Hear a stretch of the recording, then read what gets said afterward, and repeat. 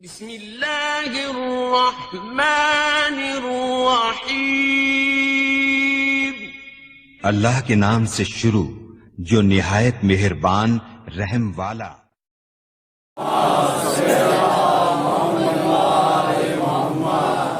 خوشنود امام زمانہ بابا سے پلیز چلنا۔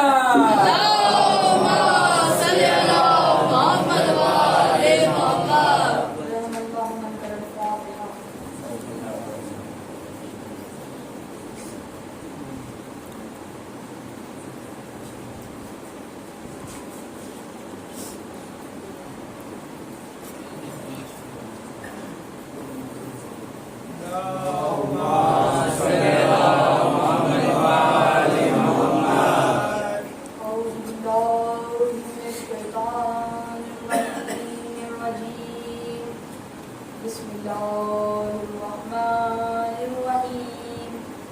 الحمدللہ رب العالمین والصلاة والسلام علی اشرف الانبیاء والمرسلین خاتم النبیین طٰہٰ و یاسین محبوب رب المشرقین والمغربین جد الحسن والحسین مولانا بالقاسم محمد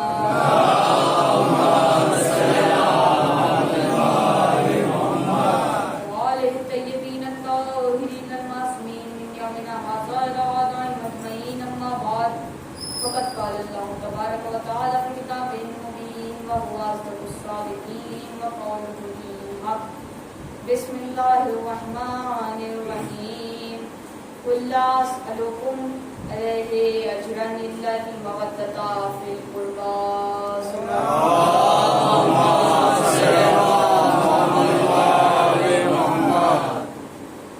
ارشاد خداوند عالم ہو رہا ہے کہ اے رسول کہہ دو کہ میں تم سے اپنی تبلیغ رسالت کا اپنے اقربا کی محبت کے سوا کوئی صلہ نہیں چاہتا۔ اب یہ بات ذہن سے باہر معلوم ہوتی ہے کہ اگر کوئی نبی تبلیغ کرے اور پھر اس کا صلہ مانگے اور رسول اللہ کی ذات تو تمام نبیوں سے اعلیٰ و برتر ہے، پھر یہ بات تو ان کی شان کے بھی خلاف ہے۔ اور جبکہ بندوں نے خود تبلیغ نہیں کرائی بلکہ وہ تو خود تبلیغ کی اتنی مخالفت کیا کرتے تھے کہ مکے میں رسول اللہ پر کفار کی سختیاں مشہور ہیں۔ ایک تو بندے تبلیغ کرانا نہیں چاہتے، اوپر سے ان سے صلہ مانگا جا رہا ہے۔ کل کا لفظ یہ بتاتا ہے کہ صلہ رسول اللہ نہیں مانگ رہے، بلکہ ان کو اللہ کا حکم ہے کہ اے رسول ایسا کہہ دو، تو رسول اللہ نے کہہ دیا تو معلوم ہوا کہ رسول اللہ تو صرف اللہ کا پیغام پہنچانے والے ہیں، تو معاوضہ طلب کرنے والے رسول اللہ نہیں بلکہ خداوند عالم ہے۔ صلوات محمد محمد۔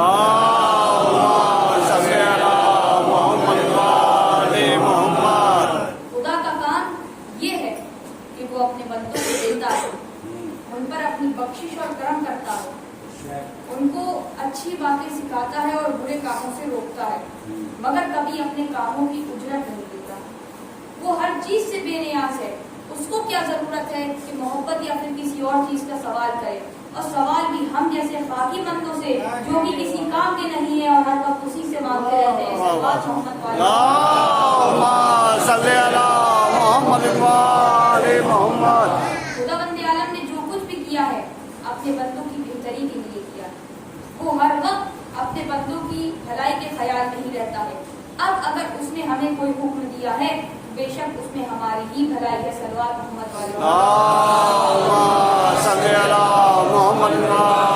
محمد۔ جس طرح بیماری کے وقت آپ اپنے بچے کو ٹیکا لگواتے ہیں، اسے کڑوی دوائی پلاتے ہیں، لیکن آپ کا بچہ چلاتا ہے، چیختا ہے، روتا ہے، وہ یہ نہیں سمجھتا کہ یہ سب کچھ اس کی بھلائی کے لیے ہی ہو رہا ہے۔ اسی طرح خداوند عالم ہزاروں کام ہماری بھلائی کے لیے کرتا ہے، لیکن ہماری عقلیں اس کی مصلحت کو سمجھنے سے قاصر ہیں، ہماری عقلیں اس کی مصلحت کو سمجھنے سے قاصر ہیں۔ اب اگر اس نے ہمیں کوئی حکم دیا ہے تو بے شک اس میں ہماری ہی بھلائی ہے، ہمارا ہی فائدہ ہے۔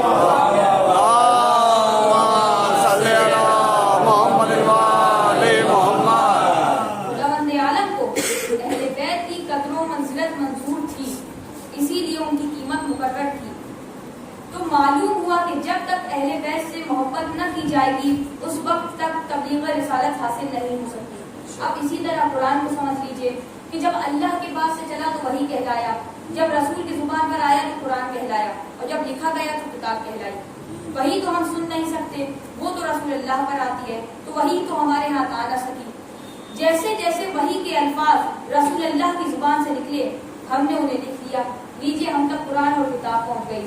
یہی ہے نام کا مطلب کہ قرآن ہمارے قبضے میں آ گیا۔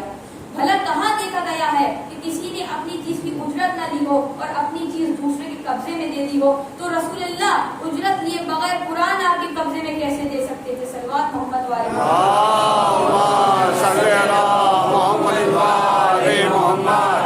جب تک معاوضہ ادا نہیں کرتے مرضی باری تعالیٰ کو نہیں پا سکتے، اور جو مرضی باری تعالیٰ کو بتائے گا وہی اصل قرآن کا وجود کہلائے گا، وہی قرآن ناطق ہوگا۔ صلوات محمد والے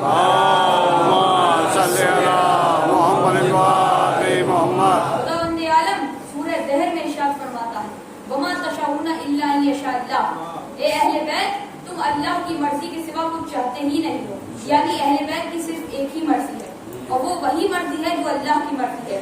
تو معلوم ہوا کہ وہی خدا رسول خدا پر آتی ہے، وہی رسول اللہ پر آتی ہے، لیکن اللہ کی مرضی کو پورا اہل بیت کرتے ہیں۔ کلام خدا حضرت محمد مصطفیٰ پر نازل ہوتا ہے مگر اس کے معنی اہل بیت سمجھاتے ہیں۔ ارشاد الہی حضور سرور کائنات پر آتا ہے لیکن اللہ کی مرضی کو پورا اہل بیت کرتے ہیں۔ اسی لیے رسول اللہ قرآن لوگوں کے پاس چھوڑ گئے کیونکہ جانتے تھے کہ جب تک اہل بیت کو معاوضہ نہ دیں گے قرآن کے معنی ہی نہیں سمجھ سکیں گے۔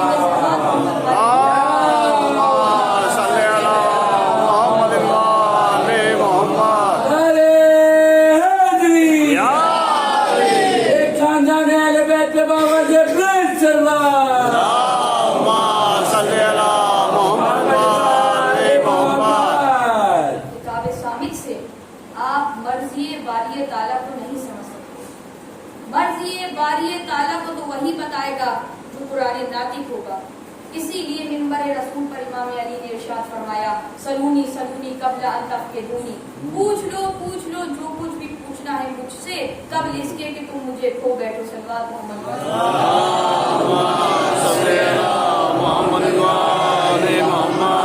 الفاظ اور معنی میں کبھی جدائی نہیں ہو سکتی، قرآن الفاظ ہے اور اہل بیت اس کے معنی ہیں۔ اسی لیے حدیث ثقلین میں رسول اللہ نے ارشاد فرمایا کہ ان میں جدائی نہیں ہو سکتی یہاں تک کہ حوض کوثر پر میرے پاس پہنچ جائیں گے۔ صلوات محمد والے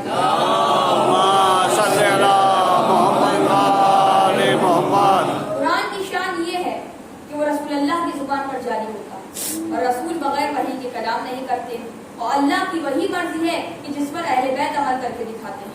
تو جب اہل بیت اللہ کی مرضی کو پورا کرتے ہیں تو کیا ایسا ہو سکتا ہے کہ وہ قرآن کے معنی نہ سمجھیں؟ نہیں، ایسا ہرگز نہیں ہے، بلکہ وہ تو قرآن کے ایک ایک حرف کا معنی سمجھتے ہیں۔ اسی لیے ارشاد فرمایا کہ اگر تم نہیں جانتے ہو تو اہل ذکر سے معلوم کرو۔ صلوات محمد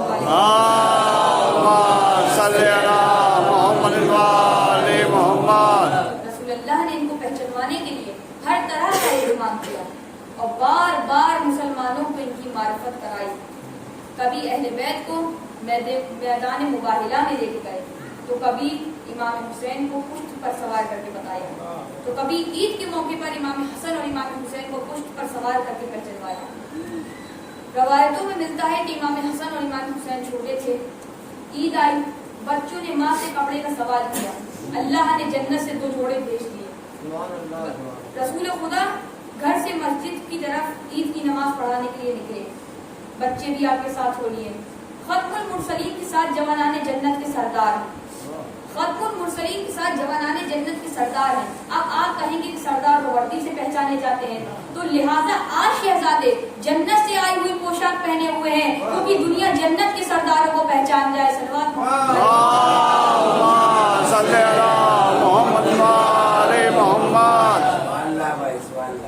الوداع کی نماز پڑھنے کے لیے دور دور سے لوگ آتے تھے، تو کیا رسول اللہ کے پیچھے عید کی نماز پڑھنے کے لیے صرف مدینہ شہر کے لوگ تھے؟ نہیں، بلکہ نہ جانے کون کون سے شہر سے لوگ آئے تھے۔ ایک بڑا مجمع تھا، رسول اللہ گھر سے برآمد ہوتے ہیں، ساتھ میں جوانان جنت کے سردار۔ رسول اللہ عیدگاہ کی طرف جا رہے ہیں، بچوں نے کہا اے نانا جان سب کے پاس تو سواری ہے، ہمارا ناکا کہاں ہے؟ تو اگر رسول اللہ کے پاس اونٹ نہ تھا، ناکا نہ تھا تو کسی صحابی سے لے کر دے دیتے؟ نہیں، ایسا ہرگز نہیں کیا، بلکہ کیا کیا؟ جو رسول بغیر وحی کے کلام نہیں کرتے تھے، جو رسول بغیر وحی کے کلام نہیں کرتے تھے، آج فوراً اپنے دونوں ہاتھ زمین پر ٹیک دیے اور ناکے کی شبیہ بن کر کہا کہ بچوں میں تمہارا ناکا ہوں۔ تو معلوم ہوا کہ ناکے کی شبیہ بن کر، جانور کی شبیہ بن کر رسول اللہ نے بتایا۔ تو ذوالجناح کو بدعت کہنے والوں، اگر ذوالجناح بدعت ہے تو کیا رسول اللہ صلی اللہ علیہ وسلم بدعت کر رہے ہیں؟ صلوات محمد والے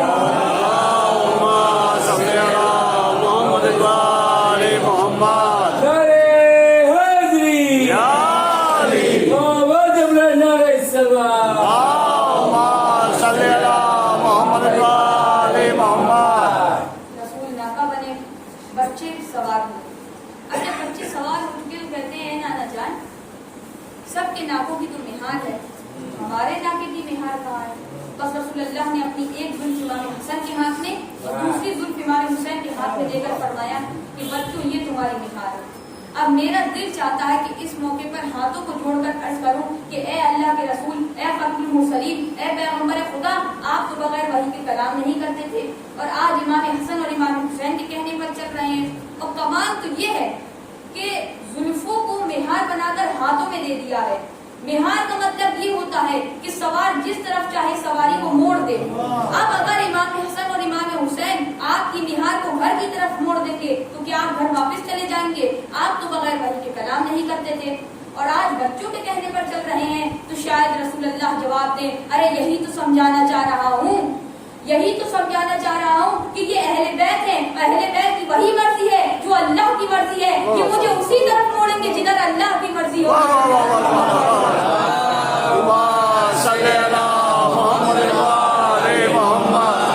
دنیا والوں دیکھ لو، نبوت امامت کے اشاروں پر چل رہی ہے۔ اب امامت جس طرف چاہے نبوت کو موڑ دے۔ صلوات محمد والے محمد۔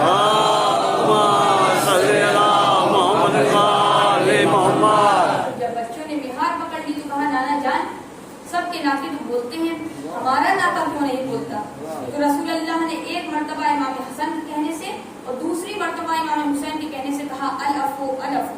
بس فوراً جبرائیل امین نازل ہو گئے کہ اے رسول اللہ فرماتا ہے کہ آپ تیسری مرتبہ العفو نہ کہیے گا، جہنم کی آگ ٹھنڈی ہوئی جا رہی ہے۔ تو معلوم ہوا کہ ایک مرتبہ امام حسن کے کہنے سے کہا العفو، یعنی حسن کے دوستوں پر دوزخ ٹھنڈا کر دے، امام حسن کے دوستوں پر دوزخ ٹھنڈا ہو گیا۔ دوسری مرتبہ امام حسین کے کہنے سے کہا العفو، تو امام حسین کے دوستوں پر دوزخ ٹھنڈا ہو گیا۔ اب چونکہ دوسروں کے لیے دوزخ ٹھنڈا نہیں کرانا تھا، اسی لیے فوراً جبرائیل امین نازل ہو گئے۔ صلوات محمد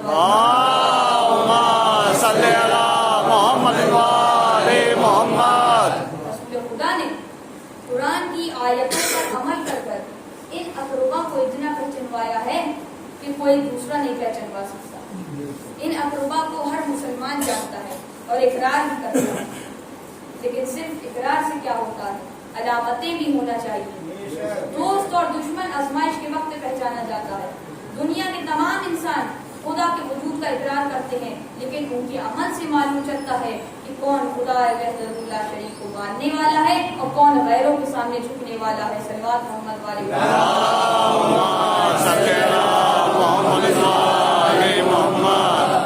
اسلام وہ الہی دین ہے، اسلام وہ دین الہی ہے، وہ پسندیدہ مذہب ہے کہ جس کے لیے 1,24,000 انبیاء اکرام اس دنیا میں تشریف لائے۔ 1,24,000 انبیاء اکرام کو خالق کائنات نے خلق فرمایا۔ آدم کو بھیجا، نوح کو بھیجا، ابراہیم کو بھیجا، اسماعیل کو بھیجا، اسحاق کو بھیجا، یعقوب کو بھیجا، یوسف کو بھیجا، یونس کو بھیجا، داؤد کو بھیجا، سلیمان کو بھیجا، عیسیٰ کو بھیجا، موسیٰ کو بھیجا، اور یہ سلسلہ چلتا چلتا پیغمبر اسلام تک آ پہنچا۔ پیغمبر اسلام نے اس دین اسلام کے لیے ہزاروں مشکلیں سہی اور بہت ساری مشقت کری، اور ان مشقت کے بعد بہت سی مشکلات سہنے کے بعد یہ اسلام غدیر خون کے میدان میں مکمل ہوا۔ اور جب یہ دین مکمل ہو چکا تو رسول اللہ نے اس دین کو ایسی ہستیوں کے حوالے کیا کہ جن کے اوپر دنیا کا ذرہ ذرہ نازا ہو، اور تا قیامت تک زمین و آسمان نازا رہیں گے۔ صلوات محمد والے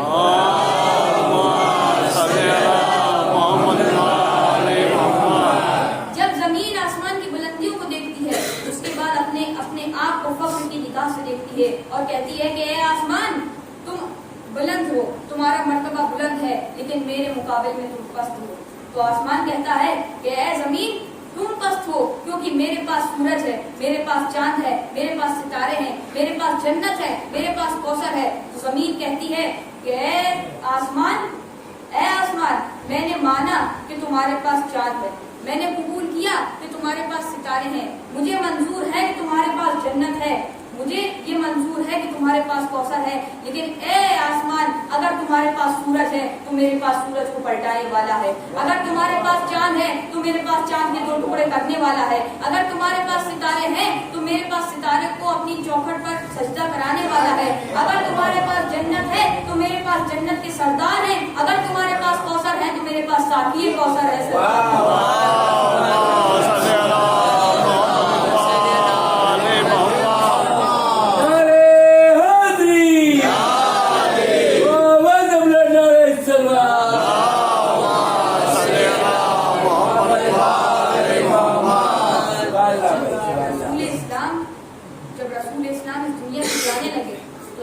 آگے بڑھ کر آواز دی کہ یا رسول اللہ آپ نے مجھ کو کس کے اوپر چھوڑا، آپ کے بعد میری نصرت کون کرے گا، میرا مددگار کون ہوگا، میرا ناصر کون ہوگا؟ تو امام علی آگے بڑھے، کہا میں تمہاری نصرت کروں گا۔ جب امام علی اس دنیا سے جانے لگے تو دین نے آگے بڑھ کر کہا، اسلام نے آگے بڑھ کر کہا کہ اے امام اب آپ بھی اس دنیا سے جا رہے ہیں، آپ کے بعد میرا ناصر کون ہوگا، مددگار کون ہوگا؟ امام حسن آگے بڑھے کہ اے نانا کے دین گھبراؤ مت، میں تمہارا مددگار ہوں گا، میں تمہارا ناصر ہوں گا۔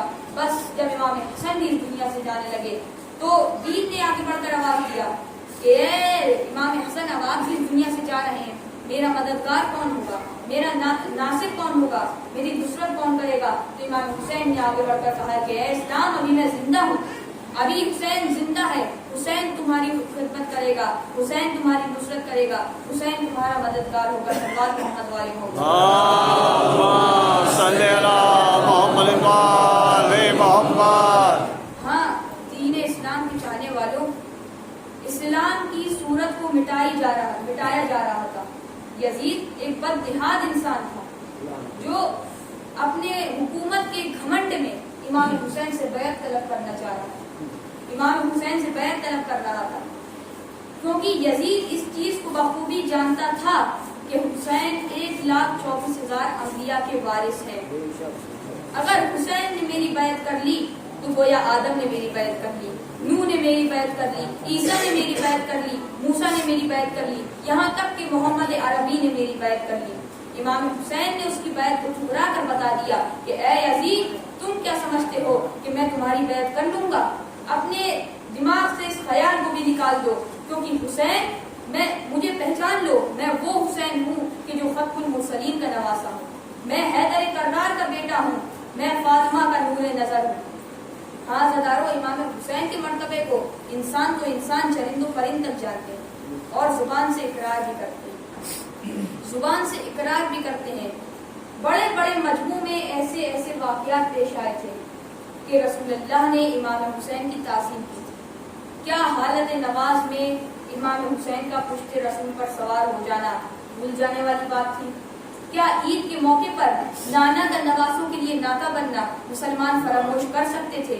کیا امام حسین کا راہب کو 7 بیٹے عطا کرنا مسلمانوں کے علم میں نہ تھا؟ کیا ہرنی کا اپنے بچے کو امام حسین کے لیے لانا مسلمان نہ جانتے تھے؟ کیا رسول اللہ کے حدیث لوگ بھول گئے تھے؟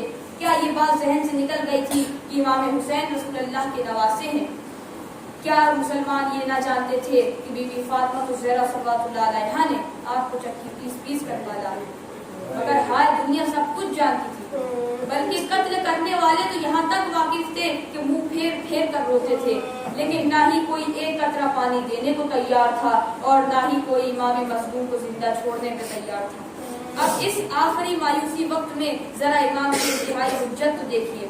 آپ ارشاد فرماتے ہیں کہ مجھے کوئی دوسرے ہی ملک جانے کی اجازت دے دو، مگر ظالموں نے اس طرح سے گھیر رکھا تھا کہ امام حسین کہیں نہیں جا سکتے تھے۔ ہاں عزادارو، روز عاشور نمودار ہوا، سب شہید ہو گئے، امام حسین کا سر نوکے نیزہ پر بلند ہو گیا، شام غریبہ آئی، وہ قیامت کی رات بھی گزر گئی، اہل حرم کو اسیر کر لے جایا جا رہا، اہل حرم طرف شام لے جایا جا رہا ہے. جب منقول ہے کہ جب امام سجاد کو کوفے کی راہوں سے گزارتے ہوئے شام میں داخل کیا گیا ہے تو یزید نے شام میں اعلان عام کرا دیا تھا کہ میرے خلاف ایک خارجی نے خروج کیا تھا کہ جس کو میں نے قتل کر دیا ہے اور اس کے اب اس کے بہو بیٹیوں کو اس کے حرم کو ہم قید کر کے لائے جا رہے ہیں. تو تماشائیوں کا ہجوم اکٹھا ہو گیا. شام میں ایسا تماشائیوں کا ہجوم تھا کہ سب ایک دوسرے کے اوپر ٹوٹے پڑ رہے تھے. جن کو جگہ نہ ملی وہ اپنے کوٹھوں پر کھڑے ہو کر تماشا دیکھنے کے لیے کھڑے ہو گئے. ہاں سرداروں، جب امام سجاد کے ہاتھوں میں اہل حرم کے ناکوں کی مہار ہے، ننگے پیر جلتی ہوئی زمین ہے، داخل شام ہو رہے ہیں، ظالم درے لگا رہے ہیں. جناب سجاد جب والد شام ہوتے ہیں تو آپ کے چہرے کا رنگ متغیر ہونے لگتا ہے، آپ کے اوپر عجیب ذوف و نقاہت طاری ہوتی ہے. قریب تھا کہ آپ غش کھا کر گر جاتے. ایک مرتبہ بھوک و تھکن سے ایسا غلبہ طاری ہوتا ہے کہ ایک قدم بھی اٹھانا پہاڑ جیسا ہو جاتا ہے. ہاں سرداروں، جناب سجاد کی چہرے کا رنگ متغیر ہوا. بس قریب تھا کہ ایمان ذوف و نقاہت سے غش کھا کر گر جاتے کہ ایک مرتبہ جیسے ہی جناب زینب کی نگاہ جناب سید سجاد پر گئی، نجف کا رخ کیا، کہا اے بابا، ارے آپ تو کل کے مشکل کشا ہیں، ارے ذرا میرے بیٹے کی مشکل کشائی فرمائیے. الا لعنت اللہ علی قوم الظالمین.